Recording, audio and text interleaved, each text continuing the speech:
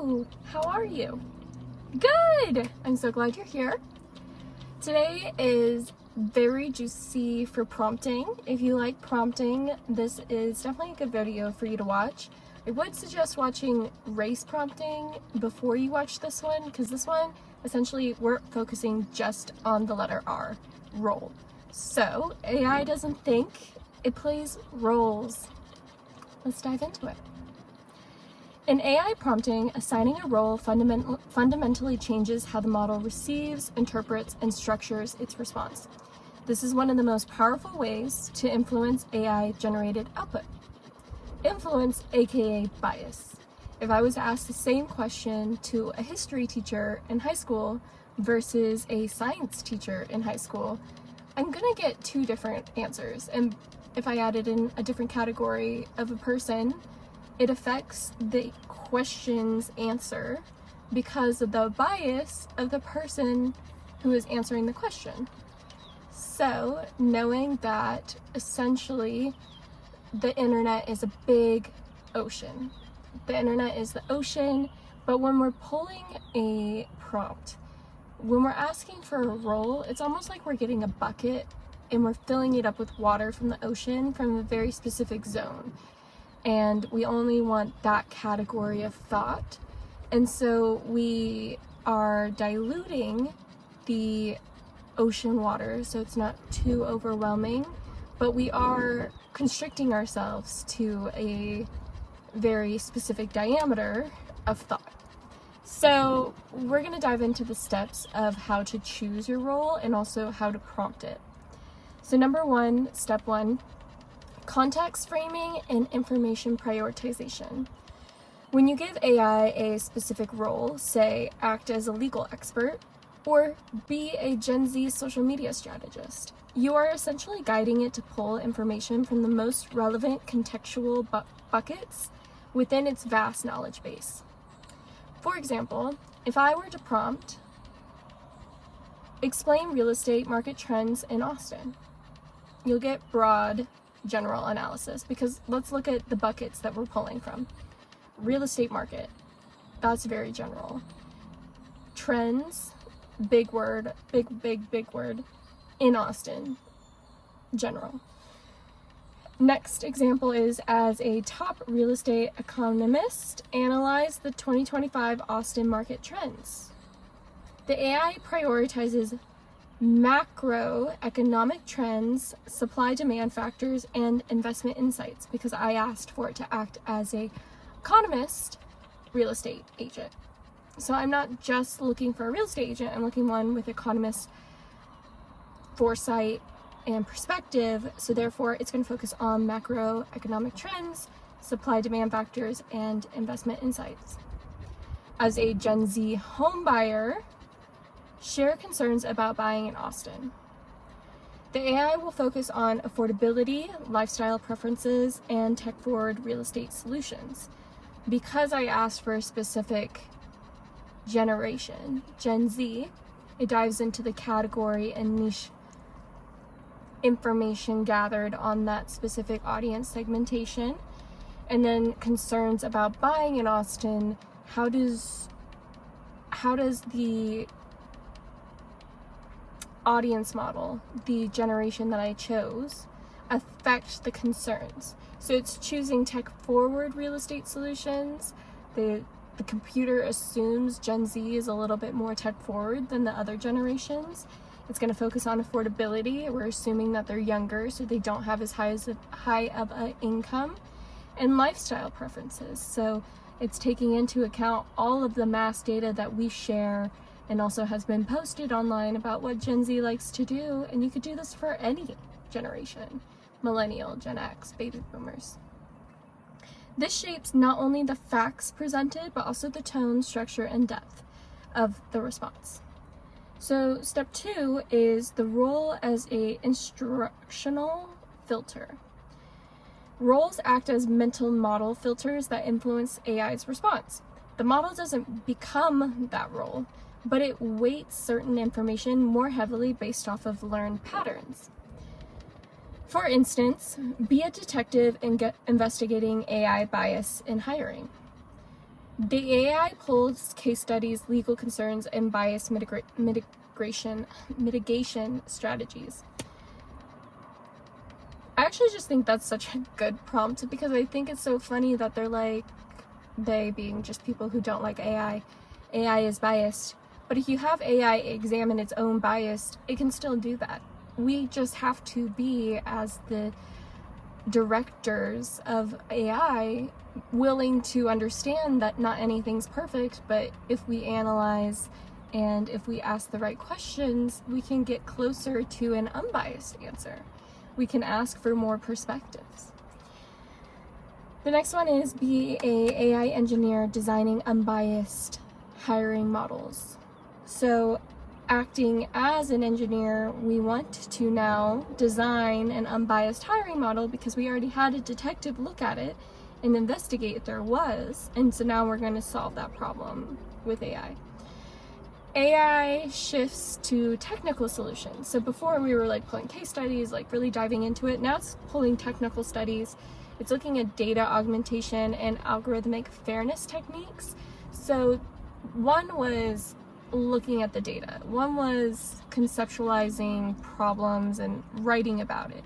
This one is more of a solution-based conversation, and that role to be more of an engineer, that role to ask for techniques and be a little bit more application forward, it completely changed essentially the same question, because we are looking at unbiased hiring models, both of them. The only thing that changed was the very beginning. So in one, we got the case studies, and then in the other, we got techniques. So by selecting the right role, you can fine-tune AI responses to match the perspective that you need. Number 3, the third thing to think about is emotional and stylistic influence. So roles affect not just the content, but the delivery. This one's really big, especially if you use AI for your marketing. So if you ask the AI to write like a professor, it's going to be formal, structured, and citation heavy. If you tell it to write like a stand-up comedian, it will prioritize humor, sarcasm, and cultural references. If you ask it to write like a marketer selling to a luxury real estate agent, it will use persuasive language, exclusivity clues, because we use the word luxury, and high-value positioning. Every word means something to the computer, so every word that you use has a definitional meaning that the computer knows exactly what it is. So when I use the word luxury real estate agent versus just real estate agent, it adds into exclusivity, because that's a word that would be in the title of either synonymous or just in the umbrella of meaning for the word luxury. And when I'm looking at using stylistic avenues for marketing, using tone and creating language, there's a layer of delivery that would best work for somebody. It's kind of like whenever you have that friend who really only likes to be talked to in a certain tone, who really only digests information if it's the way that they want it to be. And I think a lot of people are like that. I think so many of us watch TV shows that we like, not TV shows that we don't like. And the reason we like it is because of tone. We like it because its script speaks to us. So how can we diagnose who we're speaking to and how best it would be consumed by them? But then also we do have to think about the idea, because this is all possible to diagnose, and this is very, you can break it down and make it into science. You also have to think about, from a marketing angle, of, are you catering to your client? Are you making this perfect meal for them that is exactly what they wanted and is just so stylistically made just for them? Or are you crafting a message, a brand that is very you? That is your signature meal. And this meal is what gets people to come sit at your table because they've never tasted anything like it before. And even though it's not what they necessarily are going to make at home, they really enjoy coming to your restaurant and sitting down and eating your meal and tasting you. That's just something to think about, because I think we're stepping into the world where it's going to be so easy to really cater to people's stylistic choices, and really honing into what you're willing to adjust for others versus what you need to keep as your core. So the AI dynamics shapes its vocabulary, sentence structure, and even gives emotional engagement based off an assigned persona. Definitely vocabulary is something that you can notice really well. Like if you say Gen Z, and that's like this big trend on the internet, is like, I had my Gen Z marketer write this script for me. You can go into AI and ask for a Gen Z marketing script, and it uses slang that you don't necessarily know what it means, but it contextually is correct. And I really like ChatGPT because they bought all of the data of Reddit. And when that happened, I was like kind of all in on ChatGPT, because I was like, man, they're gonna have some street slang. Like, they will know words. They're gonna know words. Number 4, output structure and relevance. So giving AI a role also affects how it organizes information. Different roles prioritize different frameworks. So a psychologist might structure an answer around behavioral patterns. A CEO might focus on strategy and decision making. And a journalist might emphasize on storytelling or narrative flow. So these are things that you need to think about whenever you're creating something. When you are trying to think of a way to best present information, or you're working on a project and you need to write it up, can you be creative with which one that you're doing? Like sometimes it's like putting together an outfit. Should you go totally opposite of what's expected? And what is a good role that is something that people are not expecting, not tapping into, but would add value? But then on the other side, there's the one that like maybe it should match. So for example, like let's think about resumes. I know that there's so many people who use AI for resumes, and they should, because an AI analyzes if the resume passes or not. But I do believe that because the market's becoming so saturated and everyone's able to use this communication calculator to get a perfect resume, uniqueness is actually of higher value than a perfectly scored resume. So knowing that, that is a scenario where I would tell you to use an opposite role, a role that's something no one would expect. The way that I would do this, I'm not having one directly on my top of my head right now, but the way that I would do it is I would go to Google and I would say, list out jobs that are, list out jobs that no longer exist. And then I would look at the jobs that no longer exist and look at like the titles and read a little short bio on them. One that comes to mind actually is, there used to be the job of putting the pins up after bowling. So like when someone bowled and then they hit down pins, someone had to physically put the pins back. What I love about dead jobs is, one, no one's trying to protect that data, so there is no restrictions on gatekeeping it from AI. And the second reason I love it is because it is a fully completed story of history. And so because of that, there's just a full scope on the category that you choose. And then knowing that that information in that bucket that I'm pulling from the ocean is really categorized, reviewed, researched, and a finished book, I can then ask it to rewrite my resume and bring in the creativity in my action. Like there's something in it that I need to do that's a little bit fun and a little bit creative that I have to come up with that would speak to the person that's receiving my resume. But then I'm going to tell it to act as the pen setter, and I would take the formal role title, making sure that I use the formal role title so that it categorizes itself correctly. But whenever I get my response, I bet you no one else probably used that title of role. And so because of that, the way that the information is organized will be so unique. So, for instance, if you were prompting AI to create a market update for real estate and asking it to act as a high-performing real estate coach, you would yield actionable strategies because you added the word coach, but you also said high-performing and then the words real estate, so you're niche specific.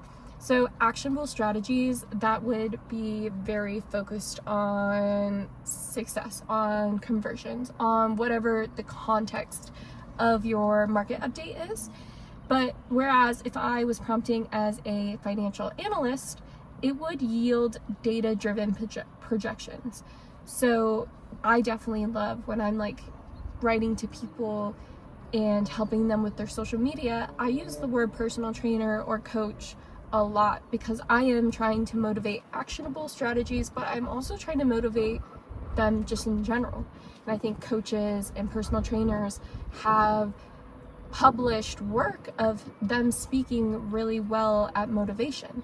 But then a financial analyst, I wouldn't turn to it to write me context and give me pattern structures of emotional motivation, but like it said, data-driven projections, data-driven, very focused on like stats. And there's some people where that speaks to them more than the emotional. Like some people don't want any fluff, don't want any emotional connection from an email marketing. They just want like, what's the point? What is the ROI? I want to know just like the data. And so that's something you need to know about the audience that you're speaking to. What is the pattern? What is the way that they want their information organized? But then, like I said, how do you at the core need to maintain your own structure as well? So the fifth final, precision versus creativity in retrieval. This one's, you got to think about it. Roles also influence how AI retrieves and generates information, whether it sticks to precise, factual responses or it leans into creativity and speculation. This is definitely something to keep in mind if you're trying to be factual. Make sure you're using a role that really values facts and is precise, and so that you're not making things up and you don't just get random answers from AI, because AI will write things that don't never actually happen. It will write whatever it wants, just like us humans can write whatever I want. Like I can come out here and tell you that something happened last night and nothing happened last night. I as a human can do that, and the computer can do that too. It irks me a little bit because people act like human behavior of a computer is what's wrong with the computer, and I'm like, us humans can do that too.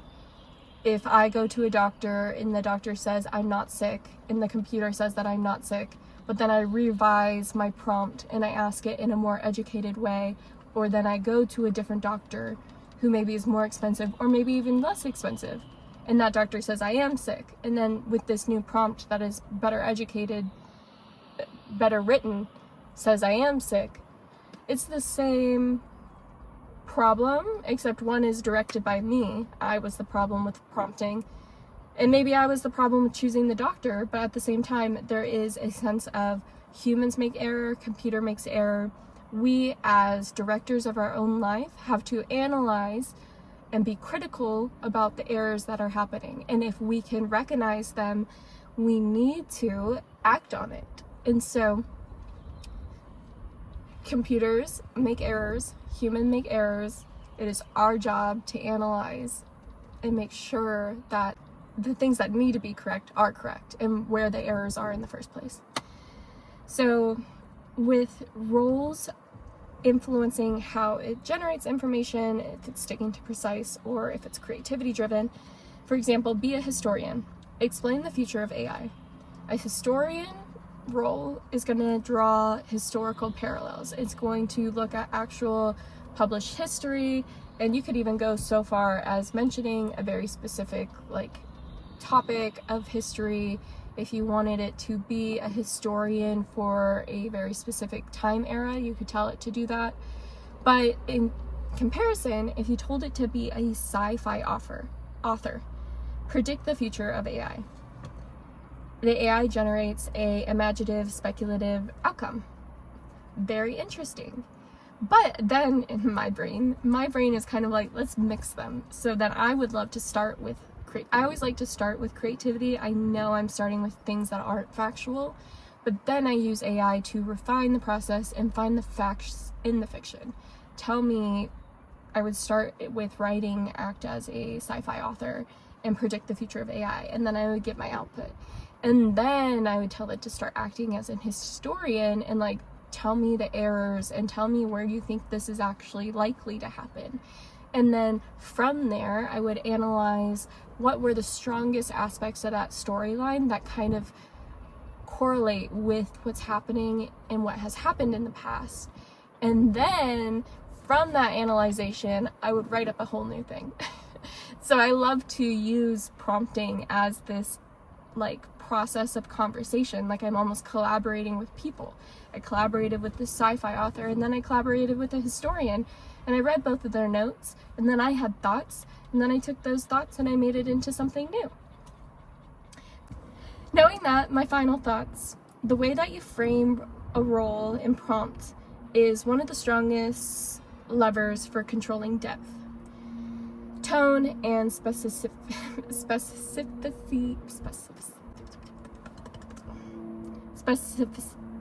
I can't say it, of an AI's response. It is underappreciated but an essential skill in prompt engineering, whether you are using AI for research, marketing, content creation, or just decision making. In a world where AI is becoming more embedded in strategic workflows, understanding how roles shape AI responses will be a major competitive advantage. AI plays roles, and the hat you give it determines the story it tells. Let's chat again soon. Gibbs.